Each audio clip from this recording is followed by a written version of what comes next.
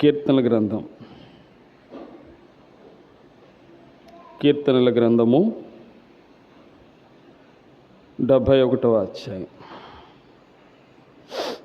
71వ కీర్తన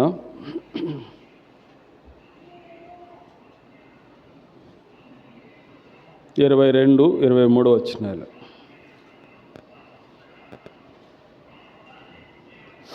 కీర్తన గ్రంథము 71వ అధ్యాయము 22, 23 వచనాలు అందరం కలిసి చదువుదాం.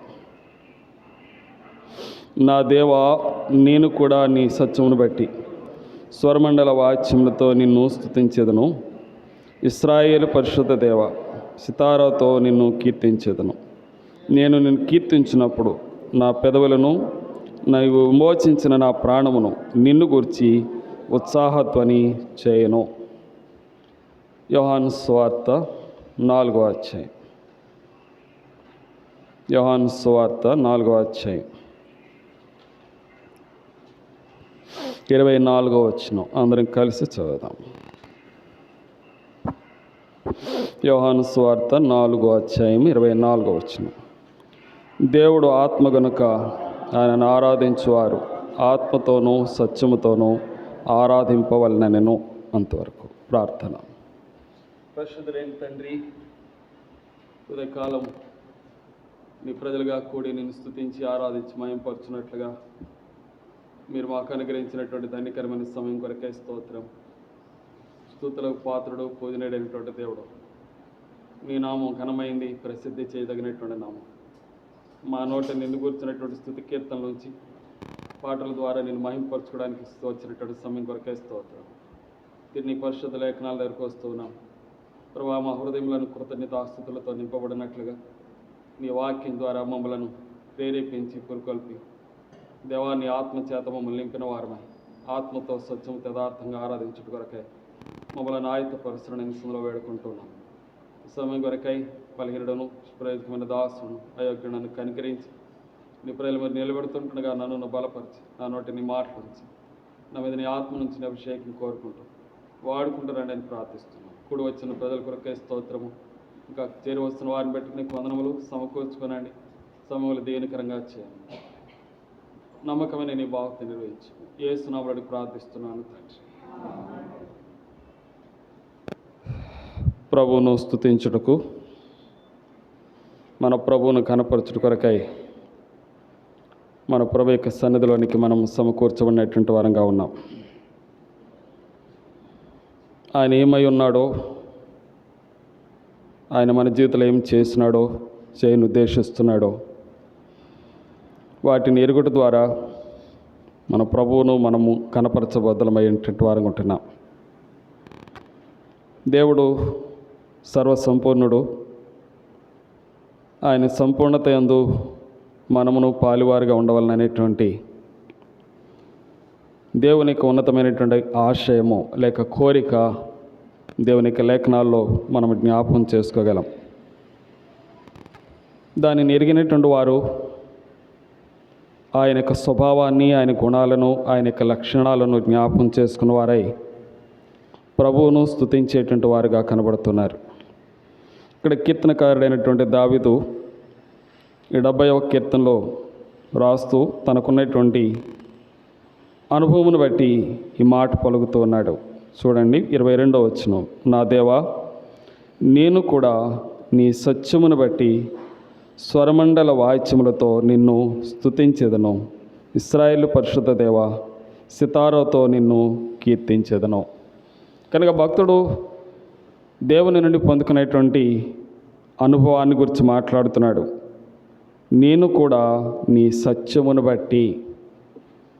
దేవుని యొక్క సత్యం అనేటువంటిది భక్తుడు తన జీవితంలో ఎంతో లోతైనటువంటి అనుభవంలోనికి ఎరిగినాడు గనుక దానిని బట్టి దేవుని కీర్తించుటకు, స్తుతించుటకు, స్వరమండల వాయిద్యములతో దేవుని ఆరాధించుట కొరకై మరి తన యొక్క ఆశను కలిగినటువంటి వాడుగా మనం ఇక్కడ గమనిస్తూ ఉన్నాం. సత్యము అనేటువంటిది మరి దేవుడు మనకు వెల్లడిపరిచేటువంటి ఆయనను గురించినటువంటి జ్ఞానమే అని మనం ఎరుగుదాం. ఆయన ఏమై ఉన్నాడో దానిని మనం ఎరుగుట ద్వారానే ఆయనను గూర్చినటువంటి సత్యాన్ని మనం గ్రహించగలిగినటువంటి వారంగా ఉంటున్నాం. దేవునికి లేఖనాల్లో మనం చూస్తూ వచ్చినప్పుడు దేవుడు సత్యవంతుడు అని బైబిల్ చూపిస్తూ ఉంది. చూడండి, యోహాను రాసిన సువార్త 17వ అధ్యాయము 3వ వచనం. తండ్రి అయినటువంటి దేవుడు ఆయన తాను గురించి చెప్పుకుంటూ, లేక ఆయనను గురించి ప్రభు మాట్లాడుతూ చెప్తున్నాడు, అద్వితీయ సత్య దేవుడు అయిన నిన్నును. కనుక దేవుడు మాత్రమే సత్యవంతుడు. కనుక దేవునిని మాత్రమే సత్యవంతమైనటువంటి వానిగా భక్తులు ఎరగలేనటువంటి వారికి ఉన్నారు. కనుక రాస్తూ అంటున్నాడు, అద్వితీయుడు అనగా మరొకడు లేడు అనేటువంటి భావం మనకు తెలియచేయబడుతోంది. దేవుడు సత్యవంతుడై ఉంటే ఆయన సత్యమును అనుసరించినట్లుగా మనకు కూడా అట్టి విధమైనటువంటి కృపలు ఇవ్వబడుతూ ఉన్నాయి. అంతేకాదు, ఆయన కుమారుడైనటువంటి యేసుక్రీస్తు ప్రభువారు కూడా ఆయనను గురించి ఆయనే సాక్ష్యం ఇచ్చుకున్నాడు. యోహాను సువార్త 14:6లో మనం చదువుతాం, నేనే మార్గమును సత్యమును జీవమును. కనుక ఆయనే సత్యమైనటువంటి దేవుడు. అంతేకాదు, ఆయన పరిశుద్ధమైనటువంటి ఆత్మను గురించి కూడా మరి యోహాను సువార్త 16వ అధ్యాయం 13వ వచనంలో మనం చదువుతాం, సత్యస్వరూపి అయిన ఆత్మ. కనుక దేవునిలో త్రిత్వములో ఉండేటువంటి అనుభవం అంతటిని మనం క్రోడీకరించి చూస్తే సత్యము అనే గుణము లేక ఆయన స్వభావము మనకు కానవస్తూ ఉంది. కనుక దేవునికి ఉన్నతమైనటువంటి సత్య స్వభావము అనేటువంటిది మరి దేవునిలో ఉంచబడినప్పుడు దానిని మరి ఏ రీతిగా మనం అర్థం చేసుకుంటూ వస్తాం, ఏ రీతిగా మనకు గమనికలోని తేబడవలసినటువంటిదిగా ఉంది. మనం ఆయన గుణాన్ని ఆయన స్వభావాన్ని ఎలాగో మనం అన్వయింప చేసుకునేటువంటి వారుగా ఉండగలం అని ఆలోచన చేస్తే, దేవుడే తన ప్రణాళిక, తన దయగలిగినటువంటి ఉద్దేశం అనుసరించి మనలను కూడా తన యొక్క సర్వసత్యములోనికి తెచ్చినట్లు తన దయగలిగినటువంటి ఏర్పాటు తన కుమారుడైనటువంటి యేసుక్రీస్తు ద్వారా మనకు అనుగ్రహించినటువంటి వాడుగా ఉంటున్నాడు. కనుకనే ఆ సత్యస్వరూపుడైనటువంటి దేవుడే మానవాకారంలో మన మధ్యలోనికి ఆయన దిగి వస్తూ వచ్చాడు. చూడండి, యోహాను సువార్త 1వ అధ్యాయం 14వ వచనం. యోహాను సువార్త 1వ అధ్యాయము 14వ వచనం. ఆ వాక్యము శరీరధారి అయి కృపాసత్య సంపూర్ణుడుగా మన మధ్య. కనుక ఆ ప్రియకుమారుడైనటువంటి యేసుక్రీస్తు ప్రభువారే సత్యవంతుడైనటువంటి దేవుడే తన లేఖన సత్యము, తన పరిశుద్ధమైనటువంటి సత్యమును గురించిన దైవత్వపు సత్యమును గురించిన సంగతులను తెలియజేయడం కొరకై ఆయన మనుష్య కుమారుడుగా లేక లోకములోనికి ఆయన దిగి వచ్చినాడు. ఆయన దిగి వచ్చి మనలను తన సత్యమును గురించినటువంటి గ్రహింపులోని తేవడానికి ఇష్టపడుతూ వచ్చాడు. అదే అధ్యాయంలో చూడండి, 17వ వచనం కూడా మరో చదువుదాం. ధర్మశాస్త్రము మోషే ద్వారా అనుగ్రహింపబడెను, కృపయు సత్యమును యేసుక్రీస్తు ద్వారా కలిగినాయి. కనుక దేవుని యొక్క కృపను, దేవుని యొక్క సత్యాన్ని ఆ యేసుక్రీస్తు నుండి మనము అనుభవిస్తూ ఉన్నాం, లేక దానిని మన జీవితంలో పొందుకున్నట్లుగా దేవుడు తన దయగలిగినటువంటి ఏర్పాటు మన కొరకు అనుగ్రహించినటువంటి వాడుగా ఉంటున్నాడు. కనుకనే దావీదు తన జీవితంలో ఏదో సత్యాన్ని ఎరిగినటువంటి వాడినై, ఏదో సత్యమును గ్రహించినటువంటి వాడై ఆయన ఏమంటాడు, నేను నీ సత్యమును బట్టి నేను నీకేం చేస్తాను, కృతజ్ఞతాస్తుతులు చెల్లిస్తా, స్తుతులు అర్పిస్తా, మరి వాయిద్యములతో నేను కీర్తిస్తా అని చెప్తున్నాడు. కనుక దేవుని యొక్క సత్యము అనేటువంటిది దేవుని నుండి మనము గ్రహించగలిగినటువంటి వారం. ఒకవేళ ఆనాడు 18వ అధ్యాయంలో యోహాను సువార్తలో మరి ఒక గొప్ప వ్యక్తి ప్రభువుని అడిగాడు. పిలాతు అనేటువంటి ఒక గొప్ప వ్యక్తి యేసు ప్రభువారిని అడిగినాడు, సత్యం అంటే ఏమిటి అని ప్రశ్నిస్తూ వచ్చాడు. నిజమే, సత్యం అనేటువంటిది ఒకవేళ ఏదో మాటలను బట్టి కలిగేటువంటి అనుభవం కాదు, కానీ సంపూర్ణమైనటువంటి ఆ పరిపూర్ణతతో నింపబడినటువంటి దేవుని యొక్క స్వభావముగా అది మనం గుర్తించవలసినటువంటి వారమై ఉంటున్నాం. ఎప్పుడైతే అది గ్రహిస్తామో అప్పుడు దేవుని చేత మనం బోధింపబడే కొలది వాటిని, ఆ సత్యాన్ని మన జీవితంలో అన్వయింప చేసుకుంటాం. కనుకనే ప్రభు చెప్పాడు, చూడండి యోహాను సువార్త 15వ అధ్యాయంలో ఒక మాట చదువుదాం. యోహాను సువార్త 15వ అధ్యాయము. మనం ఆయన సత్యమును గ్రహించున్నట్లుగా మనము ఆయన ప్రజలుగా లేక ఆయన బిడ్డలుగా ఉండవలసిన వారంగా ఉన్నాం అని ప్రభు జ్ఞాపం చేస్తూ ఉంటున్నాడు. చూడండి, యోహాను సువార్త 15వ అధ్యాయము.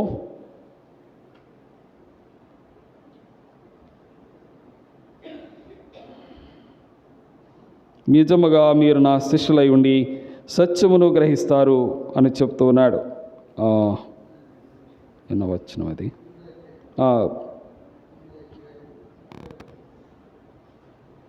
యోహాను సువార్త 15 చదవండి అన్న.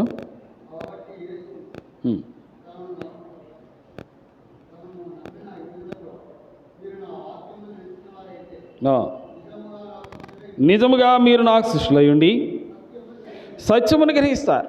ఎప్పుడైతే దేవుని కొరకైనటువంటి వారంగా మనల్ని మనం అర్పించుకుంటూ వస్తామో, దేవుని యొక్క సత్యము, దేవుని గురించినటువంటి ఆ సంగతులు మనకు అర్థమయ్యేటువంటిగా ఉంటాయి. కనుకని దేవుడు మన కొరకై తన సత్యమును గ్రహింపులోని తేవడానికి తన లేఖనాలను మన కొరకై అందుబాటులోకి ఉంచాడు. దేవుని పరిశుద్ధమైనటువంటి లేఖనాలు లేక ఆయన వాక్యము మన జీవితంలోనికి అందుబాటులో తేబడుతూ వచ్చింది. అందుకే యోహాను 17 రాస్తూ అంటాడు, 17వ అధ్యాయం 17వ వచనంలో, నీ వాక్యమే సత్యము, సత్యమందు వారిని ప్రతిష్ఠించే. కనుక దేవుని యొక్క వాక్యము సత్యమైనటువంటిది. అది మరి దేవుని చేత పవిత్రపరచబడినటువంటి లేఖనం. 12 అధ్యాయాలు అంటాడు, అది 7 పర్యాయములు వెండి మోసలో వేసినటువంటి అంత పరిశుద్ధపరచబడినటువంటిది అంటాడు. చూడండి, కీర్తన గ్రంథము 12వ అధ్యాయం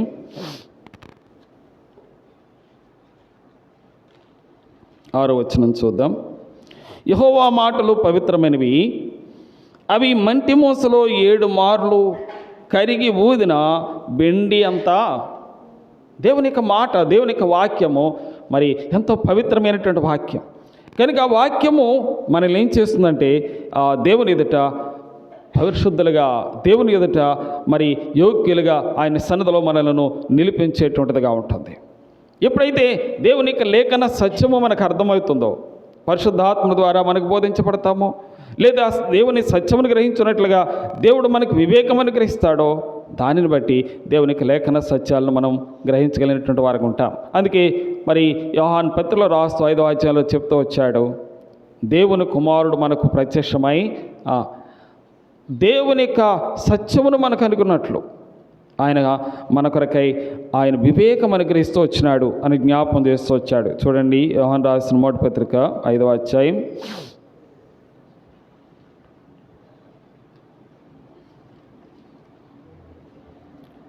20వ వచనం చదువుతాను. మనము సత్యవంతుడైన వానిని ఎరుగవలనని దేవుని కుమారుడు వచ్చి మనకు వివేకము అనుగ్రహిస్తాడు. కనుక దేవుని కుమారుని గురించి ఎరుగుట ద్వారానే మరి దేవుని యొక్క ఉన్నతమైనటువంటి సత్యము అనేటువంటిది మనం గ్రహించగలిగినటువంటి వారంగా ఉంటాం. కనుకని ఒకవేళ దేవుని యొక్క సత్యమని పదే మాట్లాడుతున్నా కనుక అసలు సత్యం అంటే ఏమిటి అనేటువంటి విషయాన్ని ఆలోచించగలిగితే దేవునిని ఎరుగటమే సత్యం, దేవుని వాక్యమును గ్రహించడమే సత్యము అని బైబిల్ చూపిస్తుంది. అంతేకాదు మరి అనేక ప్రయోగాలు సత్యమునకు వ్యతిరేక్తమైనటువంటి గుణం ఒకటి ఉంది. దాన్ని బైబిల్ ఏం చూపిస్తుందంటే అబద్ధము అని చెప్తుంది. కనుక అబద్ధము అనేటువంటి అనుభవము వ్యతిరేక్తమైనటువంటి అనుభవం. సొలొమోను భక్తుడు రాస్తూ వచ్చాడు. చూడండి, ఆ వచనం చదువుదాం. సామెతల గ్రంథము 12వ అధ్యాయము 22వ వచనం. సామెతలు 12:22.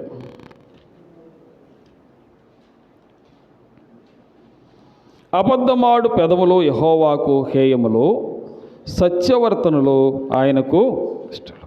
కనుక దేవునికి ఏది ఇష్టమైనటువంటిది, ఏది ఇష్టము కానిది అనేది మనం చూస్తుంటే అబద్ధమును అసత్యమును దేవుడు వ్యతిరేకిస్తాడు. చాలా పర్యాయాలు మాటల్లో సత్యం ఉంటుంది కొంతమందికి, కానీ పనుల్లో ఆలోచనలో సత్యం ఉంటుంది. కానీ దేవుని యొక్క సత్యం అనేటువంటిది 3 అంతల అనుభవంలో కనబడుతుంది. మన ఆలోచనలోనూ, మన యొక్క మాటల్లోనూ, మన పనుల్లోనూ. అంటే సాధారణంగా అంటూ ఉంటారు త్రికరణ శుద్ధి. మూడంతల మరి ఆ స్థిరత్వంతో కూడినటువంటి అనుభవం అది మనలో ఎప్పుడైతే ఉంటుందో అది మనల్ని దేవుని ఎదుట ఆరాధికులుగా మారుస్తుంది. ఆరాధించేటువంటి వాడు ఎలాంటి వాడు కావాలని చెప్పినాడు ప్రభు. యోహాను సువార్తలో మనం చదువుకున్నాం 4:24 దేవుడు ఆత్మ గనక ఆయనను ఆరాధించువారు ఆత్మతోనూ, రెండవది సత్యవంతులై ఉండాలి. ఆయనను ఆరాధించడానికి నీకు సహాయపడే లక్షణం ఏంటంటే నువ్వు సత్యవంతుడు, సంపూర్ణమైనటువంటి త్రికరణ శుద్ధి కలిగినటువంటి వాడవై ఉంటేనే దేవుని ఆరాధించగలవు. నువ్వు సత్యవంతుడైనటువంటి వాడవై ఉంటేనే, దేవుని ఎరిగినటువంటి వాడవై ఉంటేనే దేవుని ఆరాధించగలవు.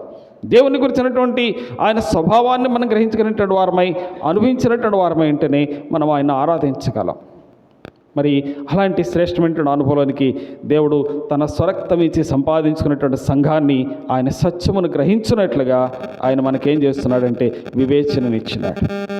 సత్య సంబంధమైనటువంటి ఆ ప్రభువును తెలుసుకున్నట్లుగా ఈనాడు వివేకవంతమైనటువంటి వారుగా దేవుని సంఘాన్ని దేవుడు సిద్ధం చేసుకుంటూ ఉన్నాడు.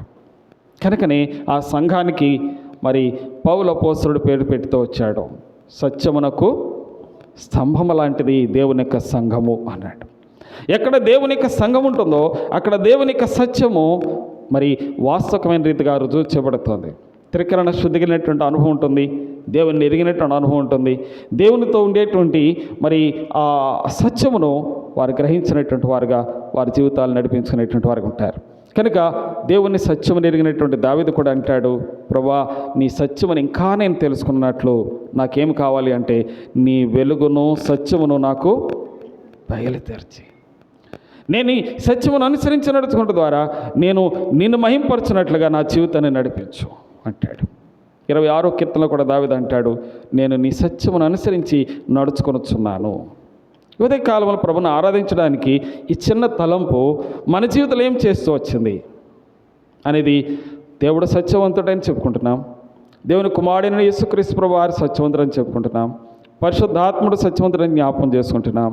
అంతేకాదు ఆయన వాక్యము కూడా సత్యముతో కూడినటువంటిదని జ్ఞాపకం చేసుకుంటున్నాం.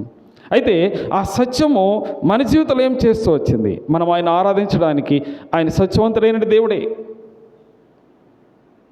దావీదు అంటాడు మొదటి సమూయేలు గ్రంథంలో చూడండి, మొదటి సమూయేలు గ్రంథము 7వ అధ్యాయము, 2వ సమూయేలు గ్రంథము 7వ అధ్యాయము 28వ వచనం చూద్దాం. 2వ సమూయేలు గ్రంథము 7వ అధ్యాయం 28వ వచనం. యెహోవా నా ప్రభువా, మేలు దయచేదనని నీవు నీ దాసుని నాకు సెలవిస్తున్నావే. నీవు దేవుడవు గనక నీ మాట, దేవుని మాట ఎలాంటిది అంటే స్థిరమైంది, అబద్ధము లేనిది. అందుకే ఆయనను గూర్చి అన్యుడైనటువంటి ప్రవక్త బిలాము చెప్తాడు, ఆయన అబద్ధం ఆడుటకు నరపుత్రుడు కాడు. సత్యవంతుడైనటువంటి దేవుడు, ఆయన మాటే సత్యం.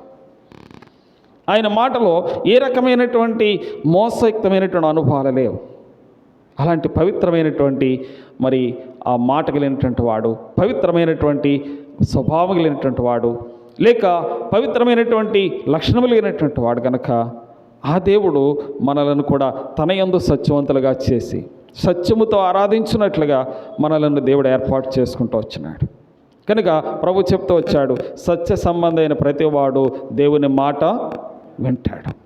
ఈనాడు దేవుని సత్య సంబంధులుగా మనం చేయబడినా గనక మనలను ప్రభు చేసినటువంటి ఆయన సత్యమును బట్టి మనం చేసిన మేలులేంటి కొన్నిటిని మనం జ్ఞాపకం చేసుకుని ఆరాధనలోనికి సిద్ధపడుతూ వద్దాం. మొదటిగా చూడండి, యోహాను సువార్త 8వ అధ్యాయము,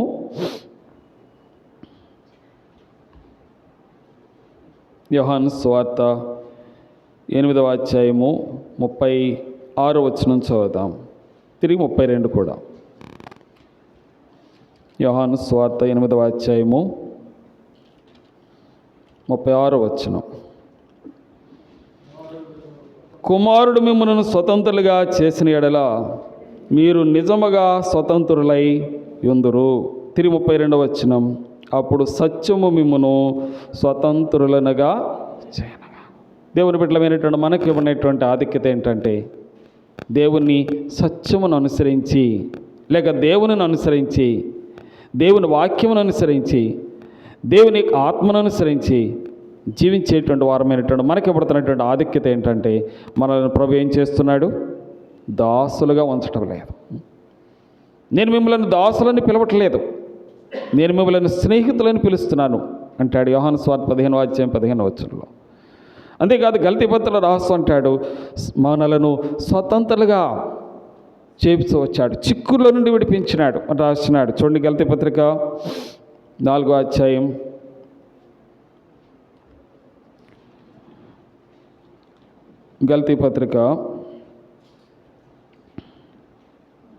5వ అధ్యాయం మన్నించండి, మొదటి వచనం. ఈ స్వాతంత్రం అనుగ్రహించి క్రీస్తు మనలను స్వతంత్రులనుగా, క్రీస్తు యేసునందు మనలను ఆత్మీయమైనటువంటి స్వాతంత్రత ఇవ్వబడింది. ఎప్పుడైతే దేవుని సత్యమును అనుసరించినామో, మన భారతదేశానికి కూడా మరి ఒక ట్యాగ్ ఉంటుంది, లేకపోతే కరెన్సీ మీద కూడా ప్రింట్ చేస్తూ ఉంటారు. ఏమని ఉంటుందండి దాని మీద? సత్యమేవ జయతే. కనుక దేవుడు కూడా మనల్ని స్వతంత్రులుగా చేసినాడు. ఒకవేళ భారతదేశం యొక్క ట్యాగ్ అదై ఉంటే క్రీస్తు యేసునందున్నటువంటి మనకి ఇంకా ఎక్కువైనటువంటి ఆధిక్యత ఉంది. సత్యముని మనం ఏం చేయగలుగుతున్నాం? ధ్వజముగా 42వ కీర్తన అనుకుంటే దావీదు రాస్తూ వచ్చాడు, నీవు సత్యమును ధ్వజముగా నా చేతికి ఇచ్చావు అంటాడు. అనగా విజయవంతమైనటువంటి జీవితం, స్వతంత్ర జీవితం. ఒకనాడైతే పాపానికి, లోకానికి, అపవాదికి, లేదా మనకు ఉండేటువంటి విధమైనటువంటి కట్టుబాట్లకు దాసులుగా ఉంటూ వచ్చినవారు, లేదా మనకు ఉండేటువంటి వెనకటి తరం నుంచి వచ్చినటువంటి విధమైనటువంటి పద్ధతులకు, అలవాట్లకు మనము దాసులుగా ఉంచబడ్డాము. కానీ కుమారుడైనటువంటి యేసుక్రీస్తు వారు ఆయన సత్యమును అనుసరించడం ద్వారా మనల్ని ఏం చేస్తూ వచ్చాడు? ఆ దాస్యపు స్థితి నుండి, ఆ బానిస జీవితం నుండి, ఆ కట్ల నుండి మనల్ని విడిపించాడు. ఈనాడు కట్లు మన విషయమై తెంపబడుతూ వచ్చాయి, అపవాది చేత కట్టబడినటువంటి వారంగా ఉంటూ వచ్చినాం. లోకంలో మరి బానిస జీవితము, దాస్యపు జీవితం ఎలాంటిదో మరి ప్రభు నెరగక పూర్వము పాపము చేత బంధింపబడినటువంటి వారు. పాపము చేయ ప్రతివాడు పాపమునకు దాసుడని బైబిల్ సెలవిస్తుంది. అలాంటి దాస్యపు బ్రతుకు నుండి, బానిస జీవితం నుండి మనల్ని దేవుడు విడిపించి ఈనాడు ఆయన లేఖన సత్యమును అనుసరించడం ద్వారా, లేకపోతే ఆయనను అనుసరించడం ద్వారా సత్యవంతులుగా చేయబడ్డాం. రెండవది స్వతంత్రులుగా చేయబడుతూ వచ్చినాం. కనుక ఈనాడు ఆయన సన్నిధిలో మనము ధైర్యంగా నిలబడగలుగుతున్నాం, ఆయన సన్నిధిలో నిలవగలుగుతున్నాం. అందుకే 15వ కీర్తనలో 1-2 వచనాలు అంటాడు, యెహోవా నీ పర్వతం మీద నివసింపదగిన వాడెవడు, యెహోవా నీ సన్నిధిని నిలవగలవాడెవడు, యథార్థమైన ప్రవర్తన కలిగి నీతిని అనుసరించుచు హృదయపూర్వకముగా నిజం పలికేవాడు. ఈనాడు ఆయన సన్నిధిలో నిలిచి ఉండి ఆయనను ఆరాధించేటువంటి ఆధిక్యతలోనికి మనం తెచ్చాడు. స్వాతంత్ర్యత మనల్ని ఏం చేస్తుందంటే కృతజ్ఞతతో నింపుతుంది. బంధింపబడినటువంటి వాడు దుఃఖంతో ఉంటాడు, బాధతో ఉంటాడు, వేదనతో ఉంటాడు. కానీ స్వతంత్రుడైనటువంటి వాడు తన యొక్క జీవితంలో పొందినటువంటి స్వాతంత్రతను బట్టి దేవుని స్తుతించేటువంటి వాడుగా ఉంటాడు. ఇశ్రాయేల్ జీవితం మనకు తెలుసు. 15వ అధ్యాయం నిర్గమాకాండంలో మనం చూస్తూ వచ్చినప్పుడు వారు స్వాతంత్రులుగా చేపట్టారు. 430 సంవత్సరాలు ఐగుప్తు దేశంలో బానిసలుగా వారు ఉంటూ వచ్చారు. వారు మూలుగులు, వారి శ్రమ, వారి వేదన, వారి దుఃఖము అంతటినీ ప్రభు జ్ఞాపం చేసుకుని ఆయన పరమ నుండి దిగి వచ్చాడు. మోషేతో మాట్లాడుతూ అంటాడు, నేను వారిని విడిపించుటకు దిగి వచ్చున్నాను అంటాడు. విడిపించినాడు. ఈనాడు తన పరిశుద్ధమైనటువంటి రక్తము చేత మనల్ని విమోచించాడు. విమోచన క్రయధనముగా తన రక్తాన్ని చెల్లించాడు. ఈనాడు ఆయన సత్యమును అనుసరించేటువంటి వారుగా చేపట్టాం. అంటే ఒకనాడు అబద్ధమును ప్రేమించి అబద్ధముగా జీవించినటువంటి జీవితాలు. ఎందుకని మా జ్ఞాపకం చేసుకుంటున్నాం? మన మూల పితరుడెవరు? అపవాది. వాని గురించి ప్రభు పలికాడు 8వ అధ్యాయం యోహాను సువార్త 44వ వచనంలో, వాడు అబద్ధికుడును అబద్ధమునకు జనకుడు అని చెప్పాడు. వాడు అనేక అధికారం కింద ఉన్నప్పుడు వాడు అబద్ధమును అనుసరించి మోసము చేయనట్లుగా, దుర్నీతిని అనుసరించినట్లుగా మనల్ని నడిపిస్తూ వచ్చాడు. అయితే క్రీస్తు యేసునందు మనలను స్వతంత్రులుగా చేసి పాప విముక్తులుగా చేయడం ద్వారా ఈనాడు క్రీస్తు యేసునందు నూతనమైనటువంటి వారంగా మనం చేయబడ్డాం. చూడండి 5వ అధ్యాయంలో గలతీ పత్రికలోనే రాస్తున్నాడు 13వ వచనం, సహోదరులారా ఈ స్వాతంత్రం వీరు స్వతంత్రులుగా ఉండటకు పిలువబడితిరి. అయితే ఒక మాట, ఈ స్వాతంత్రము శరీర క్రియల హేతువు చేసుకునక ప్రేమ గల వారై ఒకనికి ఒకడు దాసులై ఉంటాడు. ఆత్మీయమైనటువంటి స్వాతంత్రతలో ఉండే ఒక శ్రేష్టమైనటువంటి అనుభవం ఏంటంటే ప్రేమతో కూడినటువంటి జీవితం, సమాధానకరమైనటువంటి అనుభవం. ఆత్మీయమైనటువంటి ఆ స్వాతంత్రత ఎలా ఉంటుందంటే ఒకరి యందు ఒకరికి ప్రేమ, ఒకరి యందు ఒకరికి క్షేమాభివృద్ధి, ఒకరితో ఒకరి సమాధానం, ఒకరి యందు ఒకరు సంతోషించేటువంటి అనుభవము క్రీస్తులో మనము ఆ స్వాతంత్రతను చూడగలుగుతున్నాం. ఒకప్పుడైతే అనేకమైనటువంటి విరోధ భావాలు, సామాజికమైనటువంటి తారతమ్యాలు, లేదా లోక సంబంధమైనటువంటి ఆ పలు విధమైనటువంటి హెచ్చుతగ్గులు, ఇవన్నీ నేను మరి ఆ యూదుడని, గ్రీసు దేశస్థుడని, ఇలాంటి భావాలు అనాదిగా ఉంటూ వచ్చినాయి. కానీ వాటన్నిటినీ ప్రభు సిలువలో కొట్టివేసి క్రీస్తు యేసునందు మనం ఉంచబడినటువంటి ఆ దాస్యపు జీవితం నుండి విడిపించి క్రీస్తునందు ఐక్యపరచబడ్డాం, స్వతంత్రులుగా చేయబడుతూ వచ్చిన దాన్ని బట్టి మనం ప్రభును స్తుతించవలసి ఉంది. అందుకే దావీదు అంటాడు, నీ సత్యమును బట్టి నేను నిన్ను కీర్తిస్తున్నా. నీ సత్యం ఏంటో నాకు అర్థమైంది. నీవు నన్ను స్వతంత్రునిగా చేసినావు. నీ సత్యమును అనుసరించడం ద్వారా నాకు విడుదల కలిగింది.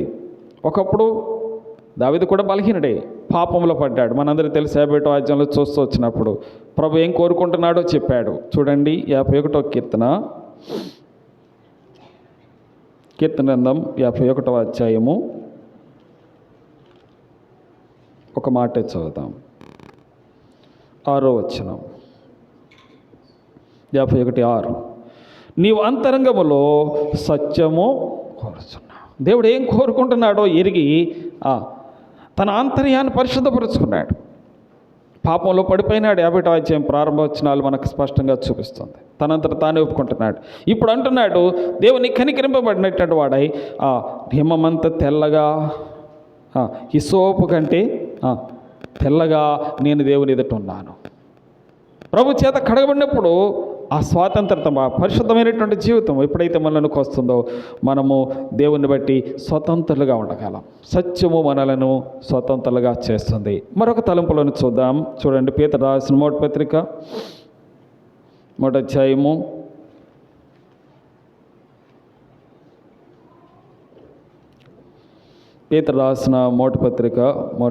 22వ వచనం లేక 23 చదువుతాను. 22, 23 కలిసి ఉన్నాయి. మీరు క్షయబీజం నుండి కాక శాశ్వత జీవం గల దేవుని వాక్య మూలముగా అక్షయ బీజం నుండి పుట్టింపబడిన వారు గనుక నిష్కపటమైన సహోదర ప్రేమ కలిగినట్లు మీరు సత్యమునకు విధేయులవట చేత మీ మనస్సులను పవిత్రపరచుకుని వారై ఉండి. సత్యము మనల్ని ఏం చేస్తుంది? పవిత్రులుగా చేస్తుంది. సత్యమును అనుసరించడం ద్వారా, సత్యమునకు విధేయులగుట ద్వారా మన మనస్సు పవిత్రపరచబడుతుంది. అపవిత్రమైనటువంటి మరి తలంపులు, ఆలోచనలు మనల్ని ఏం చేస్తూ వచ్చినాయంటే దేవుని ఆలోచనకు దూరంగా చేస్తున్నాయి. దేవుని ఆలోచనలన్నీ కూడా మరి పవిత్రమైనటువంటివి. ఆయన ఆలోచనలు, ఆయన మార్గములు సత్యమైనటువంటివి అని లేఖనాలు జ్ఞాపకం చేస్తున్నాయి. చూడండి, ప్రకటన గ్రంథంలోనికి వద్దాం.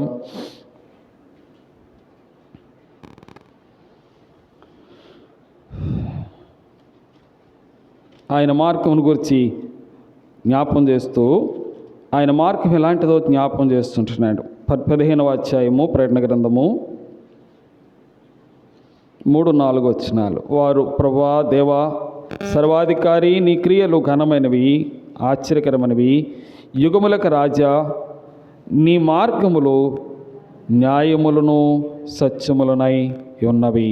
ప్రభువా, నీవు మాత్రం పవిత్రుడు, నీకు భయపడిన వాడెవడు, నీ నామమునకు మహిమపరచిన వాడు ఎవడు. కనుక ఆయన మార్గము ఎలాంటిది అని జ్ఞాపం చేస్తుంటే న్యాయమైన మార్గాలు, సత్యమైనటువంటి మార్గం. ఆయనలో ఏ రకమైనటువంటి అసత్యమును ప్రేమించేవాడు కాదు. కనుక నిన్ను నన్ను కూడా ఏం చేస్తూ వచ్చినాడంటే అపవిత్రమైనటువంటి మన ఆలోచనలు, మన తలంపులు. ముందుగానే జ్ఞాపం చేస్తున్నాను కదా, ఒక వ్యక్తి సత్యవంతుడని పిలవడాలంటే 3 అంతల అనుభవంలోనికి తేబడవలసి ఉంటుంది. మొదటగా ఆలోచన సంబంధమైనటువంటి అనుభవం పవిత్రతతో నింపబడి ఉండాలా. తిరిగి తాను మాట్లాడేటువంటి మాట పవిత్రమై ఉండాలా. తాను చేసే పనులు పవిత్రమై ఉండాలి. చాలా పర్యాలు ఆలోచనలు చెడ్డ ఉంటాయి, పనులు లోపల ఉండే ఆంతర్యంగం వేరేగా ఉంటుంది. బాహ్యంగా చూస్తుంటే ఎంతో ప్రేమ చూపించేటువంటి అనుభవం ఉంటుంది. కానీ దేవుడు ఏం కోరుకుంటున్నాడు అంటే 3 అంతల పరిశుద్ధత, సత్యం అనేటువంటిది మనలో ఆశపడుతూ ఉన్నాడు. కనుకనే దావీదు తన జీవితంలో అనుభవించిన వాడై దేవుని స్తుతిస్తుంటాడుగా మనం కూడా దావీదుతో కలిసి ప్రభా నీ పరిశుద్ధతలో నన్ను పాలువానిగా చేసినావు. ఒకప్పుడు నేను అపవిత్రమైనటువంటి ఆ మాటలు కలిగినటువంటి వాడును, యెషయా చెప్తూ వచ్చినట్లు అపవిత్రమైనటువంటి క్రియలు కలిగినటువంటి వారం, తలంపులు కలిగినటువంటి వారం, స్వభావం కలిగినటువంటి వారము. కానీ ప్రభు మనల్ని ఏం చేస్తూ వచ్చినాడు అంటే తన యొక్క కృపచేత సమస్త ప్రవర్తన యందు మనల్ని పరిశుద్ధపరిచాడు. ఈనాడు దేవుని పరిశుద్ధతలోని తేబడినటువంటి మనము ఆయన సత్యమును అనుసరించి వారమై ఉండి సంఘమందు చేర్చబడ్డాం. కనుకే దేవుని సత్యం ఏవైతే నీ జీవితంలో అనుసరిస్తున్నావో, లేఖనం అనుసరిస్తున్నావో అది నిన్ను పరిశుద్ధునిగా మార్చేది. లేఖనముల చేత మరి దేవుని ఎదుట యోగ్యమైన వారుగా మనల్ని నిలబెట్టినటువంటి ఆ ప్రభువును బట్టి మనం ప్రభువును స్తుతించబద్దలం వింటున్నాం. తిరిగి 3వ తలంపులోనికి చూస్తుంటే ఆయన కార్యముల యందు మనం సాగి వెళ్ళే కొలది, లేక ఆయన సత్యమును అనుసరించే కొలది మనం ఆయనకి ఎలాంటి వారంగా మార్చబడుతున్నామో జ్ఞాపం చేస్తున్నాడు. చూడండి 12వ అధ్యాయము సామెతల గ్రంథము, ఇంతకుముందు చదువుకున్నాం 12:22. సామెతల గ్రంథం 12వ అధ్యాయం 22వ వచనం. అబద్ధమాడు పెదవులు యెహోవా హేయములు, సత్యవర్తనులు ఆయనకు ఇష్టలు. సత్యము అనేటువంటిది మనల్ని ఏం చేస్తుందంటే దేవునికి ఇష్టమైన వారుగా మారుస్తుంది. మనకిష్టమైనటువంటి అనుభవము దేవునిలోండి మనం పొందుకోవాలి అంటే నీ నుండి నా నుండి దేవుడు ఆశపడుతున్నాడు, సత్యవర్తనుడువా కాదా? సత్యము ఎప్పుడైతే నీ జీవితంలో అనుసరిస్తున్నావో, లేఖనానుసారంగా జీవిస్తున్నావో నీవు దేవునికి ఇష్టడు అయిపోతున్నావు. మనం దేవునికి ఇష్టమైన వారుగా లేక తనకు ప్రియమైన వారుగా మనం ఉండటం ద్వారానే ఆయన ద్వారా మనకు ఉండేటువంటి ఆ సహవాసము లేకపోతే ఆయనతో ఉండేటువంటి సంబంధము మరింత బలపరచబడేదిగా ఉంటుంది. ఆయనకి ఇష్టమైన వారిని అందరినీ ఆయన తన ఎదుగు చేర్చుకుంటాడు. ఒకవేళ మనం ఆయనకి ఇష్టం కాలేకపోయామనుకోండి, ఆయనకి ఇష్టమైన కార్యం మనం చేయలేదనుకోండి, మన ఇష్టానుసారముగా మనం జీవించేటువంటి అనుభవాలకు అనేటువంటి వారు ఉంటామనుకోండి, ప్రభు చేత అంగీకరించబడలేం. కనుకనే ఇక్కడ లేఖనాల్లో జ్ఞాపం చేస్తుంటున్నాడు, సత్యవర్తనుడే ఆయనకి ఇష్టడైనటువంటి వాడుగా ఉంటాడు. ఆయన వారితో మరి ఆత్మీయమైనటువంటి ఆ సంబంధం ఆయన కలిగి ఉంటాడు. ఆత్మీయమైనటువంటి అనుభవంలోనికి వారి జీవితాలు నడిపించబడేటువంటిగా ఉంటాయి. లేకపోతే మీరెవరో నేను ఎరగను అంటాడు. ఎందుకంటే వారు సత్యమును అనుసరించి చేయలేదు, దేవుని నియమమును అనుసరించి చేయలేనప్పుడు ప్రభు వారిని లక్ష్య పెట్టేటువంటి వాడుగా ఉంటాడు. అయితే సత్య సంబంధమైనటువంటి వాడు ఏం చేస్తాడంటే దేవునికి ఇష్టమైన కార్యం ఎల్లప్పుడూ, నేను ఆయనకి ఇష్టమైన కార్యం ఎల్లప్పుడూ చేయదను గనక ఆయన నన్ను ఒంటరిగా విడిచిపెట్టలేదంటాడు కుమారుడైనటువంటి యేసుక్రీస్తు ప్రభువు వారు మాట్లాడు. ఆయనకి ఇష్టమైన వారంగా మనం జీవించడం తక్కువ అంటే ఆయనకు ప్రియమైన వారం అవుతాం. తన కుమారుడైన యేసుక్రీస్తు ప్రభువుని గురించి మరి ఆయన పిలిచిన పిలుపు చూస్తే మత్తయి సువార్త 3వ అధ్యాయం 17వ వచనం అంటాడు, ఇదిగో ఈయన నా ప్రియకుమారుడు, ఈయన అందు నేను ఎప్పుడు ఆయనకి ఇష్టడుగా ఉంటూ వచ్చినాడు కనుక, ఆయనకి ఇష్టమైన కార్యం ఎల్లప్పుడూ చేస్తూ వచ్చినాడు కనుక, ఆయన మహిమార్థమైనటువంటి అనుభవాల్లో ఆయన జీవితాన్ని నడిపించుకుంటూ వచ్చినాడు కనుక ఈనాడు దేవుని ఆరాధించడానికి వచ్చినటువంటి నీవు నేను ఆయనకి ఇష్టలుగా ఉన్నామా లేదా? లేకపోతే మన ఇష్టానుసారంగా మన అభిప్రాయమును అనుసరించి గత కాలంలో మరి మన అనుభవాలు చూస్తే భక్తులైనటువంటి యెషయా 53వ అధ్యాయం 6వ వచనం రాస్తా అంటాడు, ప్రతివాడు తనకిష్టమైన త్రోవకు తొలగిపోయిన మనమందరము గొర్రెల వలె త్రోవ తప్పిపోతేమి అంటాడు. ఒకప్పుడు మన స్థితి అది. కానీ ఇప్పుడు ప్రభా నిశ్చిత్తమైతే, నీ యొక్క ఏర్పాటు అయితే, నీ ఉద్దేశం అయితే, ఇది నీకు అనుకూలమైతే నేను ఈ కార్యం చేస్తాను అనేటువంటి అనుభవంలోనికి సత్యమును బట్టి మనం చేర్చబడ్డాం. సత్య సంబంధులుగా చేయబడ్డం అంటే ఆయనకి ఇష్టలుగా జీవించడం, సత్యమును అనుసరించేటువంటి వారంగా ఉండటం అంటే మరి స్వతంత్రులుగా ఉండేటటువంటి అనుభవాన్ని తేబడ్డం. సత్యమును అనుసరించడం ద్వారా మనల్ని దేవుడు పవిత్రులుగా చేస్తూ ఉన్నాడు. అంతేకాదు దేవుని సత్యమును అనుసరించడం ద్వారా ఆ సత్యము మనకు దారి చూపిస్తుంది, మనం నడవలసిన మార్గాన్ని బోధిస్తుంది అంటాడు భక్తుడైనటువంటి దావీదు. చూడండి 43వ అధ్యాయం, కీర్తన 43వ అధ్యాయము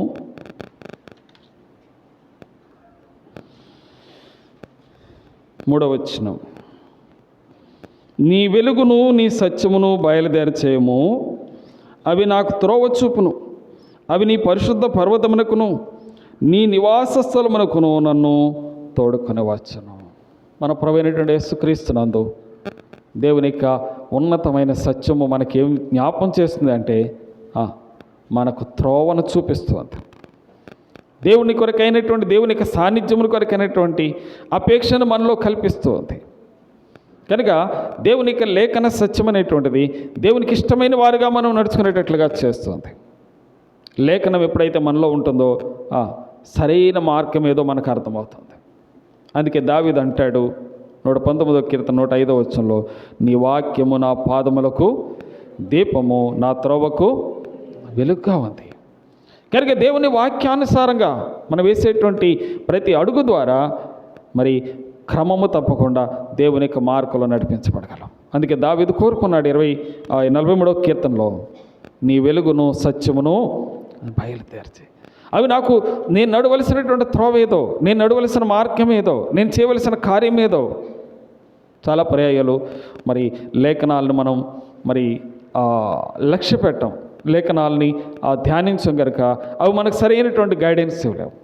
ఎప్పుడైతే దేవుని వాక్యానుసారంగా మనం నడిపించబడడానికి ఇష్టపడతామో ప్రతి విధము చేతను దేవుని వాక్యం మనల్ని ఏం చేస్తుంది, మనకు ప్రతి చర్య విషయమై ఆలోచన చెప్తుంది. ఇదే మార్గము, దీనిలో నడువు అని ఒక స్వరము ఆయన నుండి మనం లేఖనాల ద్వారా మనం పొందుకునేటువంటి వారికి ఉంటాం. కనుకనే మరి యెషయా రాస్తూ అంటాడు 30వ అధ్యాయంలో, యెషయా గ్రంథం 30వ అధ్యాయంలో ఆయన వెనక తట్టుండి ఆయన స్వరాన్ని మనకు విధిస్తాడు అంటాడు. చూడండి, యెషయా గ్రంథం 30వ అధ్యాయము 21వ వచనం.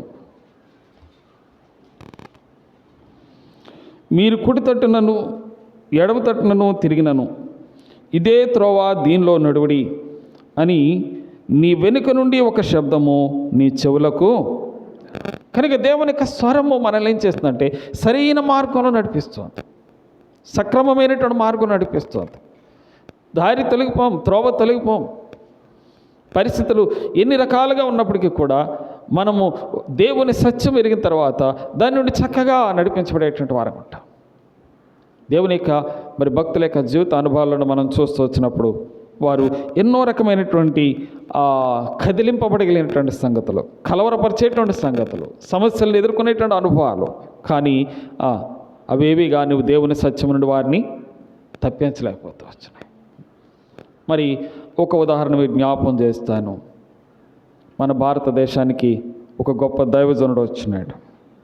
మనందరం ఈనాడు మరి బైబిల్ మన చేతులు పట్టుకొని చదువుతున్నామంటే ఒక రంగా చెప్పాలంటే ఆయన చేసినటువంటి త్యాగం అనే చెప్పాలి. విలియం కేరీ అనేది వేరే దేశం నుండి వచ్చినాడు. మరి ఈ దేశానికి వచ్చి దేవుని యొక్క పరిశుద్ధమైనటువంటి లేఖనాలను ఇంచుమించుగా 40 కంటే ఎక్కువ భాషల్లో, ఈనాడు తెలుగులో కూడా మన తర్జుమా చేసినటువంటి అనుభవం ఆయనలో ఉంది. మరి ఆయనకు ఈ ప్రాంచపాడు కాదు, ఎక్కడో ఇంగ్లీష్ వాడు, ఇంగ్లాండ్కి సంబంధించినటువంటి వాడు ఈ దేశానికి మరి తీర్మానం చేసుకొని వచ్చాడు. వచ్చి మరి తన కలిగినటువంటి బిడ్డలతో కుటుంబంతో వచ్చి ఈ కార్యం ప్రారంభించాడు. అయితే ఈ తర్జుమా చేసే కాలంలో అనేకమైన కఠినమైన పరీక్షలను ఎదుర్కొంటూ వచ్చాడు. తను రాసినటువంటి పుస్తకాలు కొన్ని ప్రాయాలు అనుకోని రీతిగా తను రాసినటువంటి ఆ గుడారంలోనో లేకపోతే ఆ ఇంట్లో పెట్టినప్పుడు ఫైర్ యాక్సిడెంట్ జరిగి అవన్నీ కాలిపోతూ వచ్చినాయి. మరలా ఏం చేస్తూ వచ్చాడంటే వాటన్నిటిని రాస్తూ వచ్చాడు. రాని భాష నేర్చుకున్నాడు. అంతేకాదు మరి చివరికి తన 2 కుమారులను పోగొట్టుకున్నాడు. తన భార్య కూడా మానసికమైనటువంటి రోగంతో నింపబడిందై బహుగా వేదన పడుతూ వచ్చాడు. అంటే ఎందుకు ఈ ఉదాహరణ జ్ఞాపకం చేస్తున్నాను అంటే వారు సత్యమును అనుసరించుట కొరకైన తీర్మానం చేసుకున్నప్పుడు వారి ముందుంచబడిన ఎలాంటి సంగతులు కూడా వారిని ఏం చేయలేకపోయినాయి, కదిలించలేకపోయినాయి. దేవుని చేత స్థిరపరచబడేటువంటి అనుభవం, దేవుని స్తుతించడానికి వారు దేవుని కొరకే నమ్మకంగా జీవించినటువంటి అనుభవాలు కనబడుతున్నాయి. కేవలం విలియం కేరీ ఒకటే కాదు, అలాగే దైవజనులు ఎంతోమంది వారు తమ యొక్క జీవితంలో సత్యమును అనుసరించి సత్యము కొరకే నిలబడుతూ వచ్చారు. సత్యమునకు స్తంభముగా ఉండడానికి, కదిలింపబడినటువంటి వానిగా ప్రభు కొరకై సాక్షిగా ఉండడానికి దేవుడు మనల్ని కూడా తన సంఘంలో స్థాపించుకున్నాడు. అందుకే ఈనాడు క్రీస్తునందు నేను సత్యవంతుడైనటువంటి వాడిగా ఉన్నాను, ప్రభువా నన్ను సత్యవంతునిగా చేసినావు, అందుకొరకే నీకు వందనాలు. దావీదు అదే చెప్పగలుగుతున్నాడు, నీ సత్యమును బట్టి నేను నిన్నేం చేస్తాను. చూడండి 22వ వచనం, దేవా నేను కూడా నీ సత్యమును బట్టి స్వరమండల వాయిద్యముతో నిన్ను స్తుతిస్తాను. నేను కూడా తన వ్యక్తిగత అనుభవంలోనికి తెచ్చుకోండి ప్రభువును స్తుతించగలుగుతున్నాడు. నేను సత్యమును అనుసరించి నడుచుకుంటున్నాను అంటాడు 26వ కీర్తనలో. చూడండి కీర్తన గ్రంథము 26వ అధ్యాయం 3వ వచనం, నీ కృపను నా కనుల ఎదుట ఉంచుకుని ఉన్నాను, నీ సత్యమును అనుసరించి నడుచుకొనుచున్నాను. దేవుని కొరకైనటువంటి స్థిరమైనటువంటి అనుభవం దావీదు యొక్క జీవితంలో కనబడుతోంది. ఈ ఉదయకాలం ప్రభువును ఆరాధించడానికి వచ్చిన నిన్ను నన్ను ప్రభు కూడా అలాంటి శ్రేష్టమైన అనుభవంలో నిలిపి ఉంచాడు, స్థిరపరిచాడు. ఆయన సత్య మార్గంలోని తేబడ్డాం. ఆయన మార్గమును మనం అనుసరించి వెళ్ళేటువంటి అనుభవానికి మన జీవితాలు తేబడ్డాయి. నిజముగా అలాంటి శ్రేష్టమైనటువంటి అనుభవాన్ని రుచి చూచినటువంటి నీవు నేను ప్రభును నోరారా స్తుతించి ఆయనను మహిమపరచబద్ధమై ఉంటున్నాం. అంతేకాదు మరి ఆయన యందు ఎదుగునట్లుగా ఆయన సత్యము మనకు అనుగ్రహించబడింది.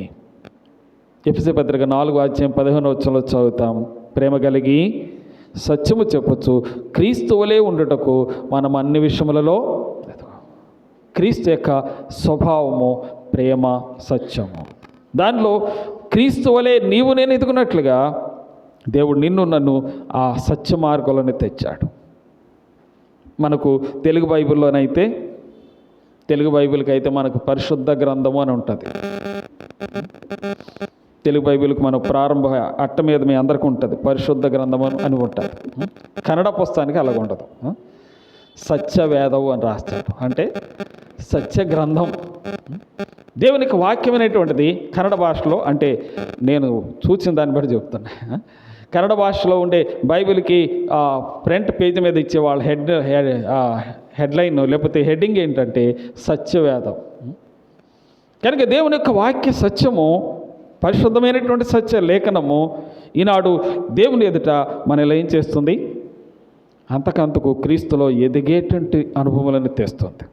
ఎవరు సత్యవంతులుగా ఉంటారో వారు క్రీస్తునందు మరి అంతకంతకు దేవుని మందిరంలో 90 కీర్తనలు అనుకుంటా మోషే రాస్తూ వచ్చాడు. 91వ కీర్తనలను వారు దేవుని మందిరంలో నాటబడిన వారై వారు వర్ధిల్లుదురు అని చెప్పాడు. కనుక దేవుని యొక్క సన్నిధిలో నిన్ను వర్ధిల్ల చేసేది ఏంటంటే ఆయన సత్యమే. ఆయన సత్యము నిన్ను మరి క్రీస్తునందు ఆత్మీయమైనటువంటి ఎదుగుదలలోనే తెస్తుంది. ఆత్మీయమైనటువంటి అనుభవంలోనికి మనం అంతకంతకు ఎదుగునట్లుగా చేసేటువంటి ఆ సత్య వాక్యము మనకి ఇవ్వడింది. కనుకనే దేవుడు మనలో విత్తినటువంటి ఆ విత్తనము, ఆ శాశ్వత జీవములైనటువంటి ఆ వాక్యమైనటువంటి బీజము మనలో ఏం చేస్తుంది, అంతకంతకు క్రీస్తులో ప్రభు కొరకై ఎదిగి అంతకంతకు ప్రభు కొరకే ఫలించి వర్ధిల్లునట్లుగా చేయగలిగినటువంటిది. అందుకే క్రీస్తునందు ఉంచబడినటువంటి వారంగా దేవుని యొక్క లేఖన సత్యాన్ని మనం ఎరుగుతున్నాం. అదే సమయంలో దేవుని మార్గాన్ని గురించినటువంటి సంగతులు తెలుసుకుంటున్నాం. దేవుడు ఏమై ఉన్నాడో ఎరుగుట ద్వారానే మనము ఆయన సత్యవంతుడైన దేవుడని ఎరిగి ఆయన మహింపరిచేటువంటి అనుభవాన్ని తేబడుతున్నాం. అంతేకాదు ఆ సత్యము మనల్ని ప్రొటెక్ట్ చేస్తుంది అంటాడు. చూడండి 91వ కీర్తన గ్రంథము 90వ అధ్యాయము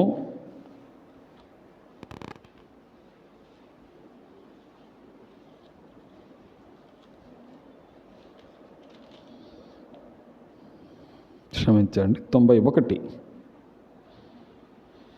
4వ వచనం. 91వ కీర్తన 4వ వచనం. ఆయన రెక్కలతో నిన్ను కప్పును, ఆయన రెక్కల క్రింద నీకు ఆశ్రయం కలుగును, ఆయన సత్యము కేడమును డాలును. ఆయన సత్యము ఎలాంటిది అంటే అది కేడము లాంటిది, అది డాలు లాంటిది.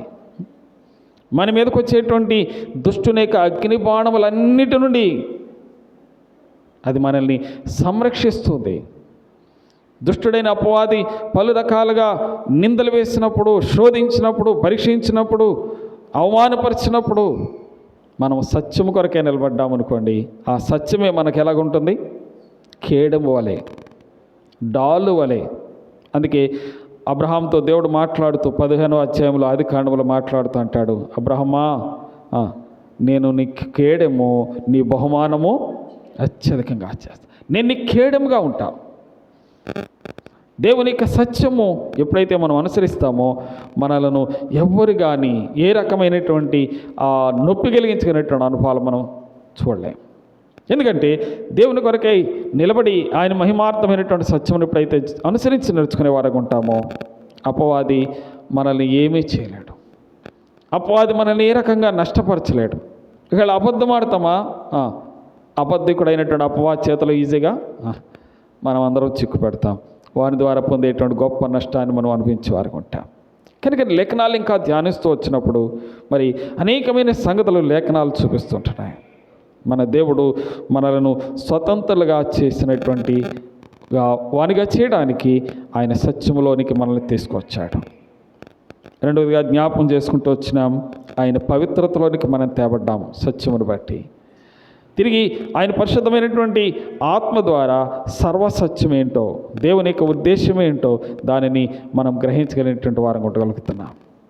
మనం పాడుకున్నాం, నాన్నగారు రాసిన పాట అనుకుంటుంది, అద్వితీయ సత్యదేవుడైన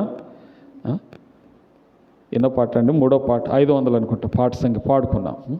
అద్వితీయ సత్యదేవుడైన యెహోవన్ ఆయన పంపిన అద్వితీయ కుమారం ఎరుగుటే జీవం.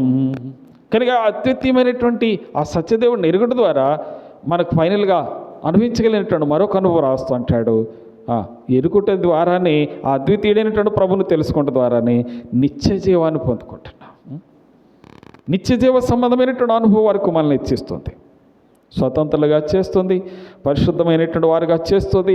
ఆ సత్యమే మనకు కేడముగాను డాలుగా ఉంటుంది. ఆ సత్యమే మనలను దేవునికి ఇష్టమైన వారుగా చేస్తుంది. ఆ సత్యమే మన త్రోవను సరళము చేస్తుంది. ఆ సత్యవాక్యములే మనల్ని క్రీస్తునందు ఎదిగేటట్టుగా చేస్తుంది. ఆ సత్యమే క్రీస్తునందు వెలిగింపబడిన వానిగా చేస్తుంది.